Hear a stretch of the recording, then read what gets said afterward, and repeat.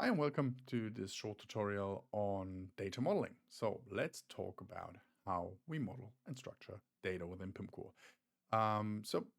What we are covering in this video is basically how to model data, what kind of field types do we have, what kind of data can be modeled in the first place, and how is it accessible within the system, and how could it be changed. So without any further ado, let's jump right in. I'll share my screen. So I'll do that again with our custom or with our standard demo set. So this is again where we are selling our cars. But just to give you an idea of how to do that and how we do that and how we structure that, I think this serves as a great example. So let's jump right in. I'm doing that with an admin account. So you see a lot of stuff going on. Um, don't worry, this is something that can be completely customized and completely configured so that people just see what they need to see in order to get their day's work done. So let's jump right in. So I'll do that. So at the heart of it, we have our data objects. We are calling the data models, we are calling classes, basically. So if we go into that, we see that we have a couple of definitions here in the system for entities that are not directly product related, like the events and the news from the website, but also, of course, the product data, and we have like different sets of product data within the system as we are selling different kind of products, right? So we have the cars on the one hand side, obviously selling cars. On the other side, we have the accessories, so stuff that is compatible to the cars, like hood ornaments or taillights or windshields or whatever else you have there, so that we have like different models within the system at the same time. We also have the categories, we have the body styles, and we have the manufacturers. So this is basically just data that we need on top of the products in order to make sure that we have like a nice model out of it, so that we have like this relationship between the manufacturer and the car, so that we do not have to model all of the manufacturer information on the car.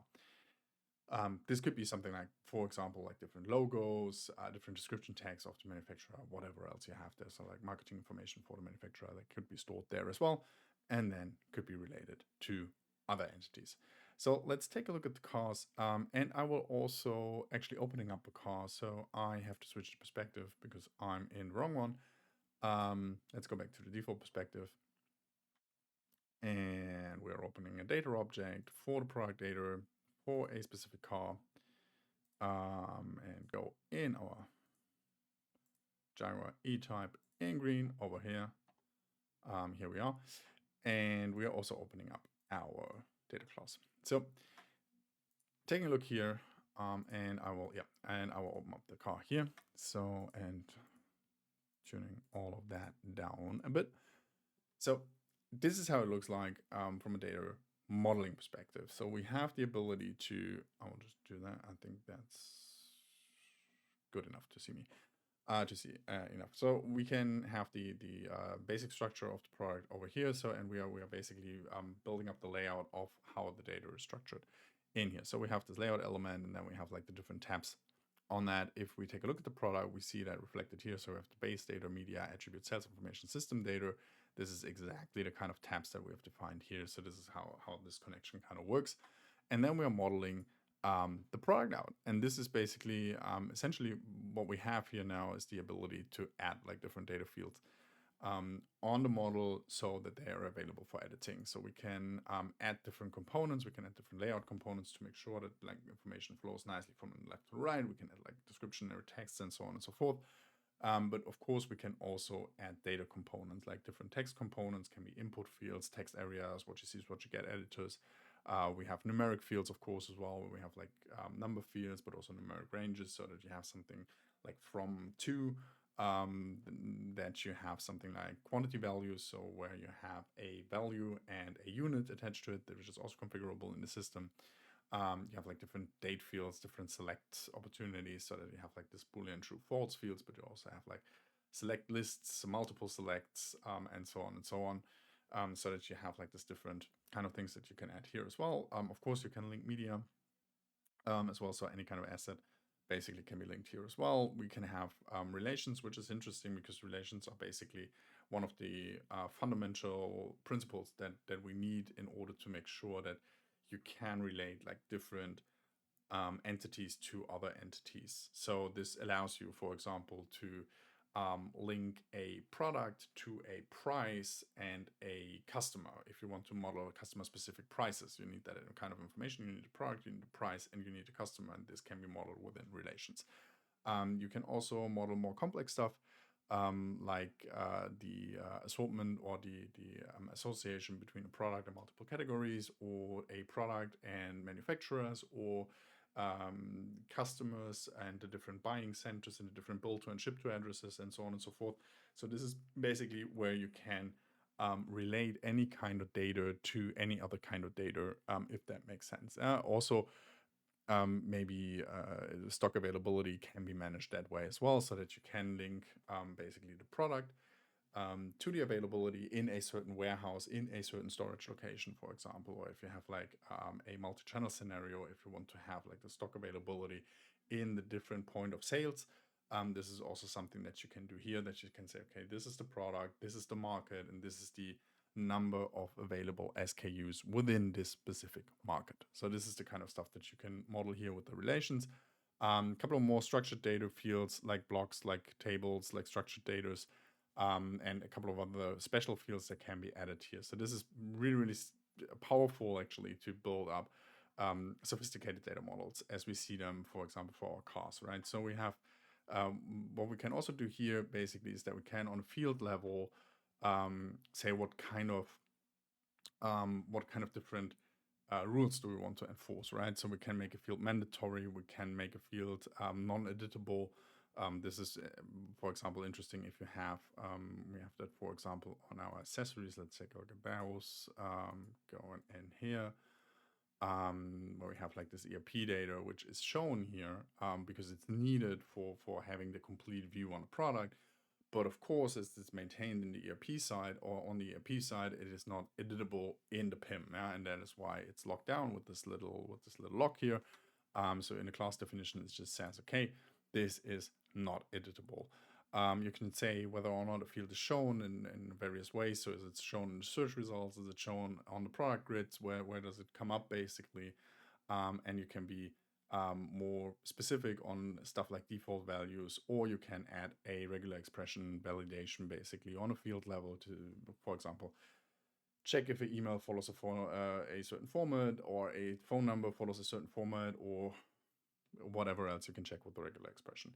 If that is not sufficient, you can actually also configure here a programmatic way of field validation on top of that, so that you can say, okay, I extended a validator class, added it to the system, and then I can select this validator class here as well. So for example, if you want to check a certain field value against a web service, this is something that you need to do programmatically, but this can be then configured as soon as you have the programming done and rolled it out. You can actually select that validator class here, so it gets added to the field and executed every time something is saved. So this is how you can do that. So of course we have like different fields. For example, here we have like the select or the multi-select kind of fields, where we can have like the different options that are available, can be defined here, or they can be defined in our data objects as well as select option lists. So for example, on those events, we have like different statuses, like schedule, it's on hold, it's completed. So this is something that we do basically centrally. So you can decide on whether or not you want to do it on the field, or you want to define it centrally. This is part of the data modeling piece here as well. What you also have here, so when we come down to the technical attributes, this is where it gets interesting. So how do I model technical attributes at the end of the day? So as you can see here now, we have the attributes, and let's check on the product itself. And what we see here now is that we have like a number of attributes. We have the bodyworks with the number of doors, number of seats, cargo capacity. We have the dimensions, we have the engine, we have the transmissions. But taking a look at the data modeling side of things, we just have a placeholder here, which is called attributes. And there is this little icon on that one. That little icon is what we call an object brick. Object bricks are basically, so what we decided on doing with the attributes is a bit contrary to what other people do. We do not work with taxonomy classes. What we do work with is object bricks and classification systems. What that means is basically that we have object bricks, which are a set of technical attributes that can be added to models when needed. So this gives you way more flexibility than this hardcore taxonomy clause, which always says, okay, if it's a TV, you have to have those options. So what you can do with that, if we're taking a look at the data object side of things again, for the object bricks, for example, you see here that we have like the engines, the bodyworks, the dimensions, so the stuff that I just shown, basically available here. So this is basically all of those are different object bricks and can be centralized here as well. And what we say on an object brick is basically, okay, this is an object brick that is for the class car and gets pulled into the attributes. So same goes here. So it's for the cars, it's pulled into the attributes. It's for the cars, it's pulled into the attributes. And of course, those object bricks can be used on certain other classes as well. So if you have, like, for example, technical attributes, like, or logistical attributes, like product size, packaging size, dimensions, and so on and so forth, that are used by every product, you can add them to every product easily, and then override them with a specific configuration if needed. So this is how object bricks work. So object bricks can be centrally defined, are a set of different attributes. So if we're going into the attributes here in the object bricks, you see that you can basically do the same thing as you did on the product model itself, but it's just an isolated part that can be reused across various models and across different types. So this is the idea on that. I spoke about that one. So those are the quantity value fields. What you can do on quantity value fields is basically that you say, okay, this is not only a value field, but it also has like a certain unit. So what you can do here, for example, the capacity cubic centimeters is the unit that we need to have here. So we can set a default unit and we can set the unit that is allowed here as well. It can be multiple units, and units can also be recalculated if you are defining that. So there are various ways of doing that. You can also set like min and max values. You can specify the decimal size and so on and so forth. So you have really, really fine-grained possibilities to actually maintain that kind of thing. Having said that, this is again a central configuration. So the quantity values is also something that we have like on a very specific level, or on an outsourced level here as well. So we have the quantity values. You can easily add new quantity values, and this is also like the conversion stuff that I said before. If that is configured, you can say how the system should treat changing the unit and actually converting values from one to the other. So for example, if you changed from inch to centimeters or from centimeter to inches, you have the conversion factor of 1.54, and then you can have that in the system, and it automatically transforms or converts that value here as well. So this is how we are doing that. Another way of actually building that is that we use, and we're taking a look at the accessories for that, is that we're using classification stores. So classification stores are basically working in a similar yet a bit different way. What they're doing is it's not only a cluster. So as you can see, the object bricks do not have any kind of tree structure behind it. So there's not a system of traversing down basically. And what the classification systems give you is essentially exactly that. So it's basically a tree that goes from the left to the right and gets even more options on the way to the right. This is helpful if you have like standard classes like GS1, like eTIM, eClass, and so on and so forth, where you have like those models of classification that go in groups basically and traverse to the right. If we take a look at that, so let's take a look at the accessories. We have that on the accessories here on the technical attributes. So let's take a look at the technical attributes here. So it's the structured data. We have the technical attributes. As you can see, they are all lined up here, and as soon as you add them, basically, it gets you all of those fields. Yeah, so you get like directly just a set of fields, not one set of fields, but you get like three sets of fields here directly. So if we take a look at that kind of configuration, so let's take a look. Here is our classification store. So this is the product attributes that we see on the products or on the accessories. We can go in here. We have like the size. Then we have like the different groups in that. So we have the dimensions and the weights, and in those we have like the different attributes that are coming here basically. And what we can do here then is that we have the different fields, and we can also do like the different types on the different fields, which are the same as in the standard definitions that we've just seen. So this gives you the ability, for example, we modeled here an item class. So this gives you an idea of how that works. So we have, for example, this item class, which is called EC0032, whatever, for data cables. Within that group, we have like two different groups, like the local standard features and the standard features. And within that, we have like the different features that are defined here. So this gives us this kind of tree. And groups can contain different groups as well, and they can, of course, also have like the different values on that as well. So this is how we can do that. We can do the sorting so that we can determine how those products should look like and how those technical attributes should be sorted, and which one is more important than the other, basically. So those are the different ways of modeling that kind of thing. Of course, we are not limited to modeling product data. Yeah, so this is now what we've seen for like the accessories and the products.